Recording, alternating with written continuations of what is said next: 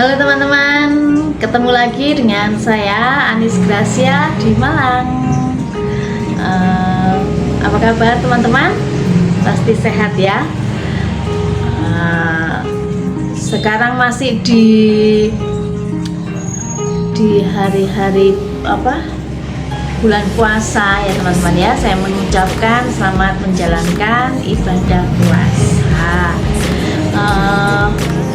Di video saya kali ini saya tidak mengupload tentang pekerjaan saya.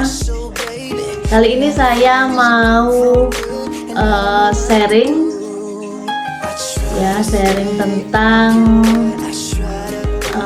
mengapa wanita memutuskan untuk bekerja, ya toh. Apa alasan wanita? Apa pentingnya wanita itu untuk bekerja, seperti itu ya teman-teman ya. Jadi banyak sekali ya wanita-wanita di sini. Wanita saya ini menurut saya ya teman-teman ya, saya bekerja itu kenapa, mengapa seperti itu. Juga wanita-wanita di luar sana yang memutuskan untuk bekerja, baik wanita lajang maupun wanita yang sudah berumah tangga, sudah bersuami, tetapi tetap bekerja. Alasannya itu apa? Pentingnya itu apa? Begitu ya.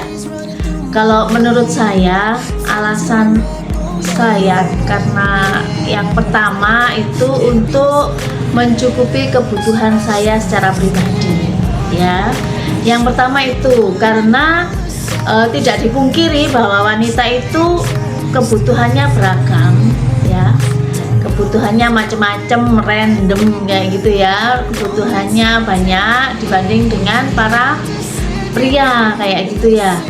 Jadi selain saya sudah mempunyai suami punya penghasilan mencukupi kebutuhan kami, tetapi saya sendiri juga kepingin bekerja, yaitu karena yaitu tadi yang sudah saya sebutkan, karena kebutuhan saya ya. Mungkin kalau namanya wanita itu butuh yang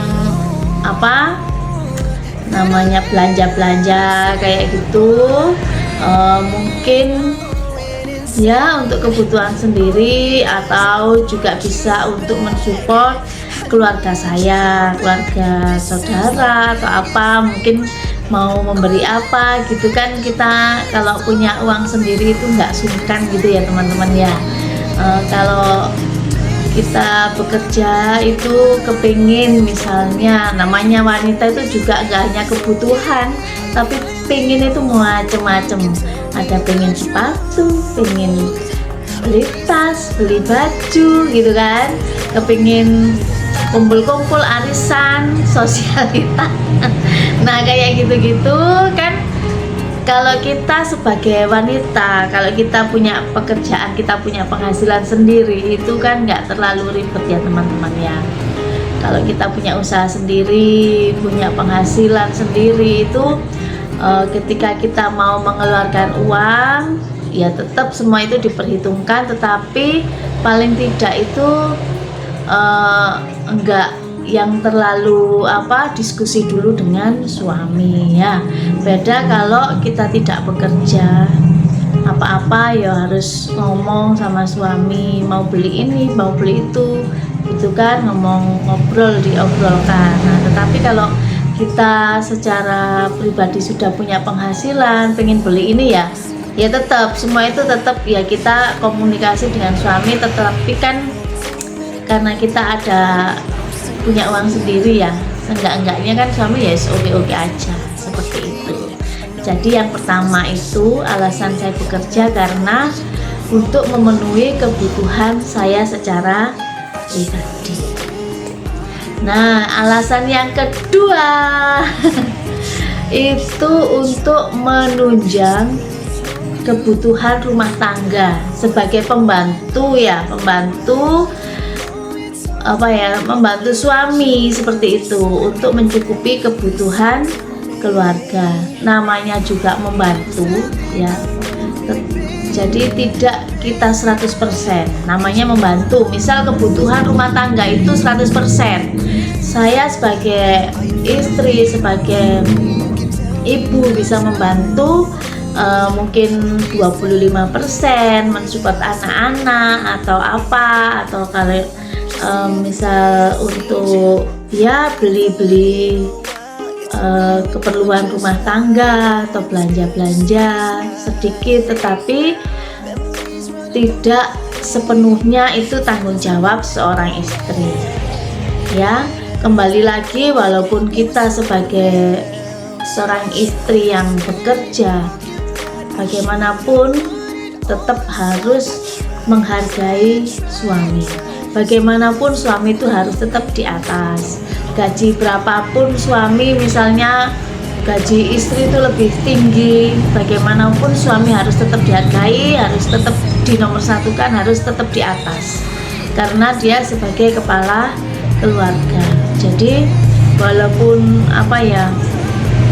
kita sudah punya penghasilan, kita sudah bekerja, punya banyak duit gitu, kadang itu ada yang suaminya gajinya lebih sedikit gitu kan. Kadang ada yang sok meremehkan atau apa, itu ya jangan seperti itu ya. Tetap bagaimanapun kita harus menghargai suami, bagaimanapun pendapatan suami itu harus tetap ini loh suamiku, nah gitu kan. Jadi tetap dihargai seperti itu. Itu jadi apa yang kita kerjakan itu jadi barokah gitu loh teman-teman ya. Misalnya juga wanita-wanita lajang yang belum menikah sudah bekerja, nah tetap menghargai orang tua ya. Sebagai orang tua kita juga berbagi dengan orang tua, kita tetap menghargai walaupun kita sebagai wanita lajang itu sudah bekerja dan pekerjaan bagus. Bagaimanapun itu juga doa dari orang tua, itu perjuangan orang tua. Jadi kita tetap menghargai orang tua kita tetap memberi, mensupport seperti itu. Dan itu adalah kebanggaan tersendiri ya buat orang tua yang anak-anaknya sudah bekerja, mempunyai penghasilan gitu, tuh sudah bangga gitu loh. Apalagi kalau orang tua disupport, dikasih, kalau tiap bulan ada 100-200 ngono wong tua wis seneng ya. Mungkin ya seperti itu ya teman-teman. Nah, itu alasan yang kedua, itu untuk sebagai menunjang ya, menambah, buat tambah-tambah di rumah seperti itu. Terus yang ketiga ini kenapa wanita itu atau seorang istri itu bekerja? Yang ketiga itu menurut saya adalah sebagai untuk mengcover rumah tangga ketika ada keadaan darurat terjadi ya. Yang saya maksud keadaan darurat itu seperti apa gitu loh.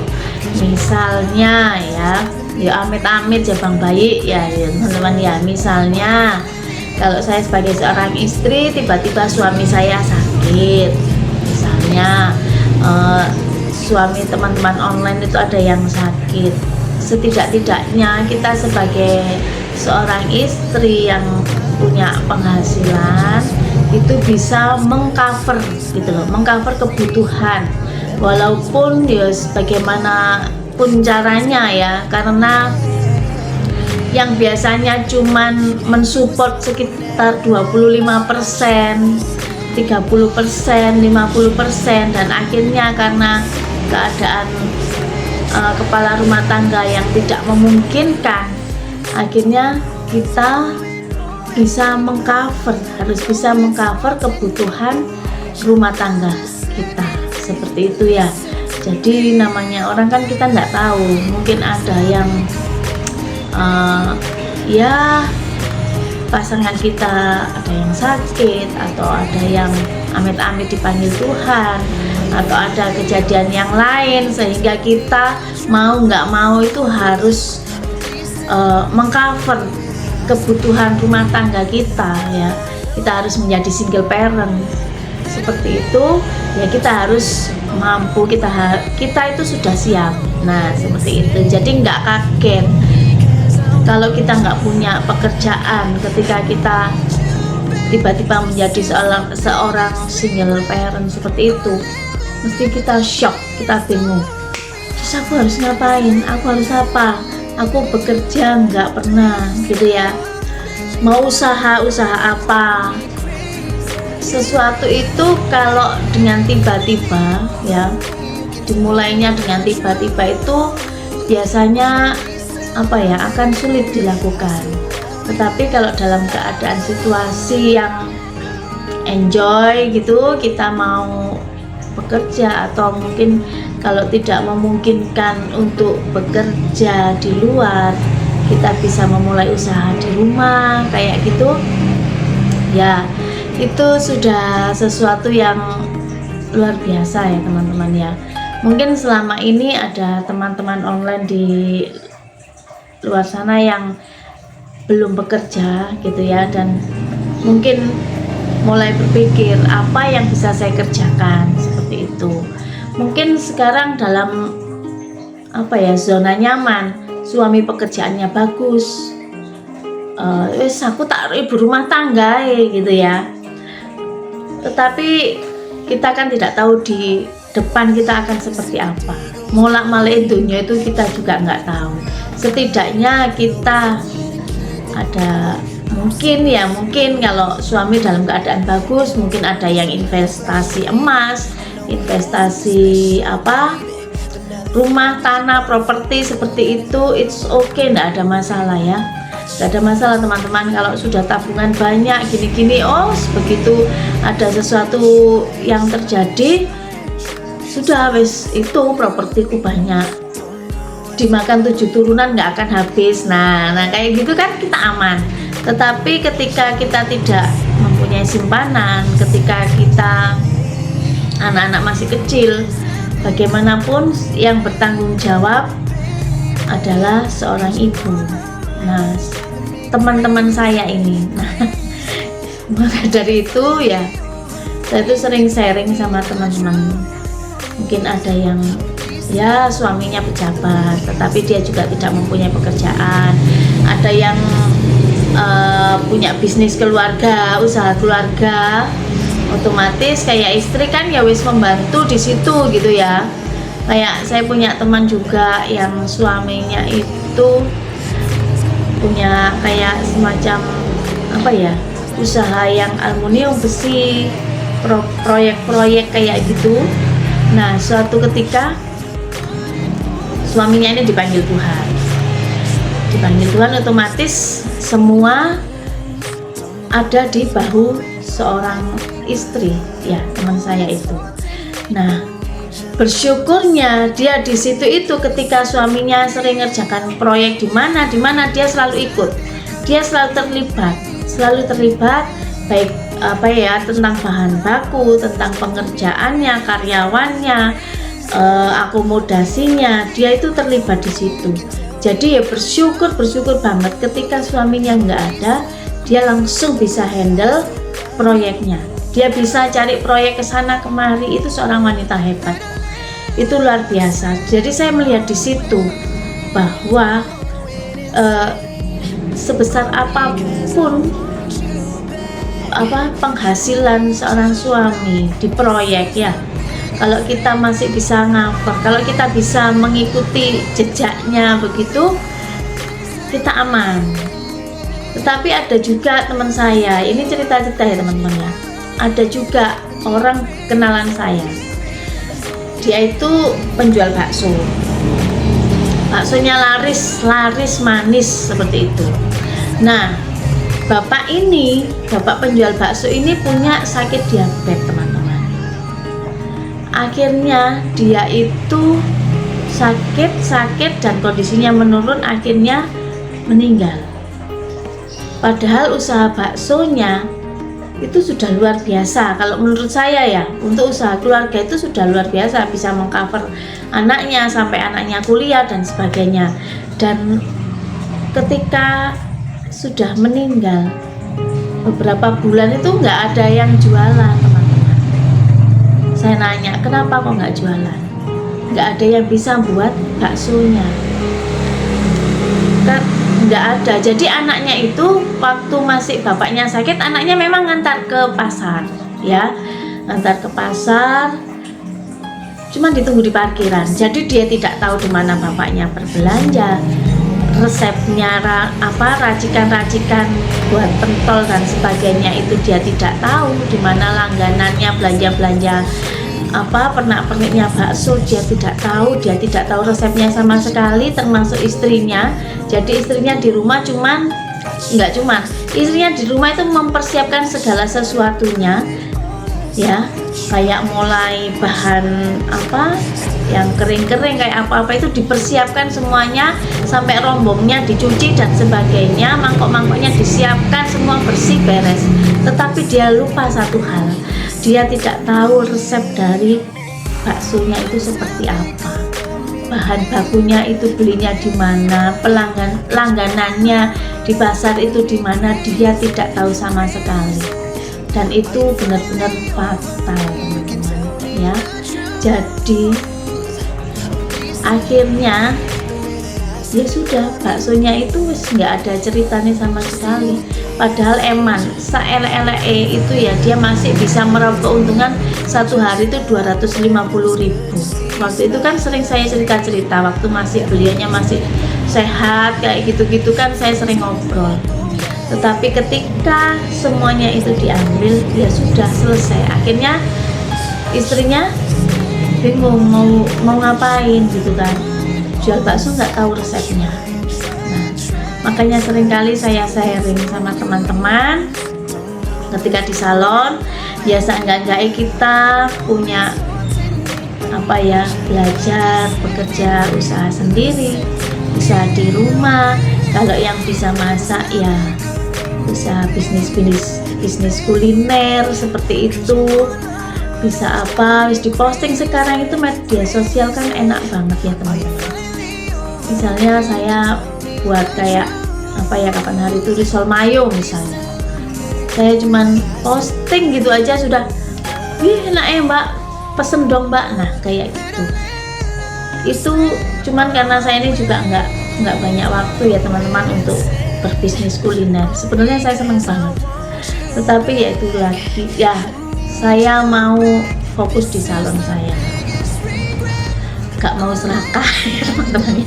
Bisnis kuliner monggo dilanjutkan, bisnis kuliner. Saya makanya seneng banget ketika saya punya teman-teman itu posting pagi-pagi ada ini, siapa order open PO kayak gitu-gitu. Saya seneng, salut banget saya, teman-teman, salut banget. Di situ ada berkat-berkat dibuka gitu ya, ketika kita memulai usaha. Saya percaya Tuhan pasti memberkati setiap jerih lelah yang kita kerjakan, ya, apa yang kita kerjakan.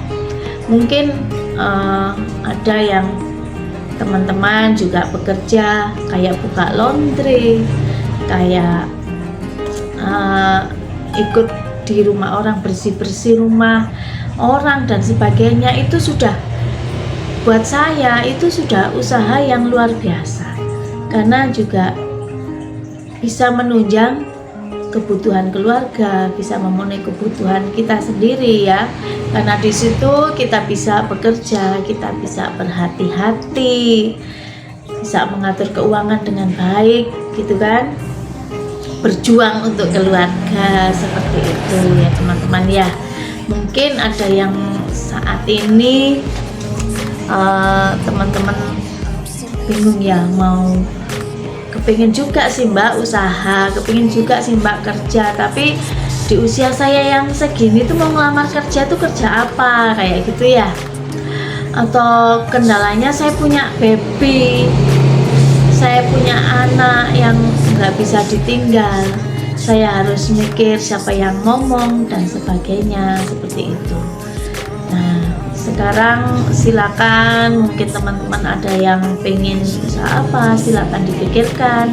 Sekarang tuh banyak bisnis online ya, jual-jual baju online. Teman-teman saya banyak punya baby 2, tapi dia juga sempet kayak jual beli apa, dia ambil baju di Shopee jual lagi dan sebagainya. Itu semua karena yang penting itu ada niatan ya teman-teman, ada niatan. Ada yang mungkin apa suka di bidang kecantikan, mau buka salon atau apa gitu. Sekarang kayak model-model salon tuh rame teman-teman ya, banyak yang berbisnis, walaupun tidak semua dia bisa. Misalnya saja kayak eyelash, teman saya ada yang kursus dan dia melayani eyelash aja, dia home service kemana ya, dia bisa menghasilkan uang. 1 bulan ya lumayan lah teman-teman, bisa untuk apa, bantu di rumah, bisa untuk arisan, bisa untuk apa. Itu hanya 1 item eyelash, sekarang lagi rame.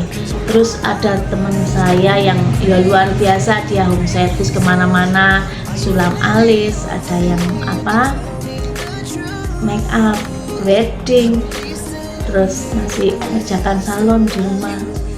Itu pendapatannya itu ya pesta.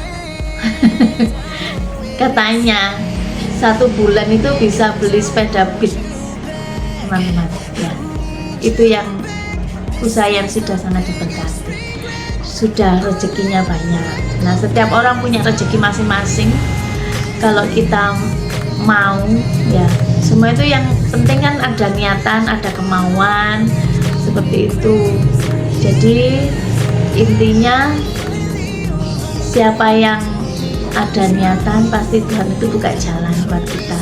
Pasti Tuhan akan memberikan rezekinya, pasti akan memberikan berkat-berkatnya ya.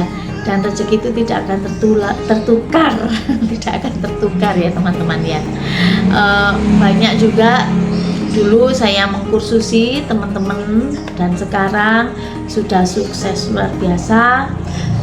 Ada yang sudah buka wedding juga teman saya, ada yang di Dampit, ada yang di dulu masih apa ya, sama-sama merintis, dan sekarang saya percaya teman-teman saya sudah lebih sukses dari saya. Dan mungkin di video-video saya selanjutnya, saya mungkin ada teman-teman yang ingin belajar salon ya, nanti di video-video saya berikutnya saya akan berbagi, saya akan sharing bagaimana cara buka salon, bagaimana pekerjaannya seperti apa ya. Nanti saya akan membuat video yang seperti itu. Kalau teman-teman mau, silakan komen ya. Kalau ada komen masuk, saya akan buat videonya seperti itu. Jadi kesimpulan saya yang untuk video kali ini, kenapa wanita itu bekerja? Yang pertama untuk memenuhi kebutuhan secara pribadi, yang kedua untuk mensupport di keluarga, yang ketiga untuk mengcover saat-saat yang emergency ya. Saat-saat yang darurat, kita tidak tahu apa yang terjadi di depan, tapi saya percaya bahwa apapun yang terjadi itu semua dalam rencananya Tuhan. Video saya sekian, sampai di sini. Saya tunggu komen-komennya ya teman-teman ya. Terima kasih sudah mengikuti video dari channel saya, Anis Gracia. Terima kasih untuk semua like, share, komen, dan subscribe-nya. Terima kasih, Tuhan berkati. Bye-bye.